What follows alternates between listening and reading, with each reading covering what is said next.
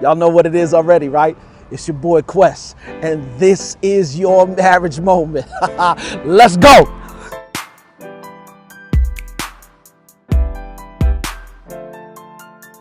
What up, y'all? Welcome to another edition of Marriage Moments. It's your boy Quest, and for those of us who are joining for the first time, it's your boy Quest. Listen, man, shouts out to all of y'all, man, who have been constantly watching the videos and sending me messages of encouragement, man. Today, guys, I'm wondering what I would call this video if I had to name this video, but really and truly, I just want to ask a couple of people, what do you want from your marriage? Because here's the truth of the matter. Whatever you want, you can get, right? But the question is, what do you want? Like, for real, I'm currently in this book called What's Your Genius, right? And I'm reading a part of the book where this plastic surgeon, right? His name is Dr. Maxwell Maltz, right? He starts giving an account of how the brain works, right? So real quick, I just want to read a portion of it for you, right? Maltz found that our minds cannot tell the difference between a synthetic experience and a real world experience as long as that synthetic experience was sufficiently detailed or real enough. By synthetic experience, I mean imaginary one held strictly in our heads. Okay. And I've realized that the reason why some of our marriages are not going to the next level, the reason why some of us stay in a perpetual state of arguing where you're at the height of bickering and quarreling, and then other moments it may be, smaller. And although it may be smaller on a lower level, you still haven't gotten back to that sweet spot. Why? Because you're not intentional and deliberate about the place that you want to go in terms of your marriage. So it's not so much that you've fallen out of love.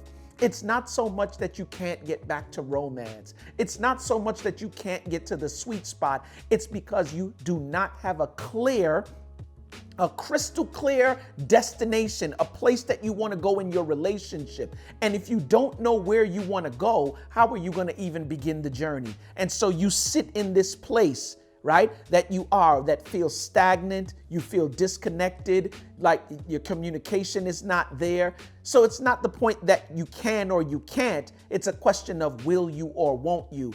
And you can't, right? Because you don't have a crystal clear destination set up in your mind that this can get better if I just imagine the possibility. Okay, yep. I tell you what, one of my favorite movies, Love Jones, my boy Lorenz Tate, I'm gonna let him tell you. When people who've been together for a long time say that the romance is gone, what they're really saying is they've exhausted the possibility. Let me go back to tell you what Dr. Maltz said and what he found in his research, right?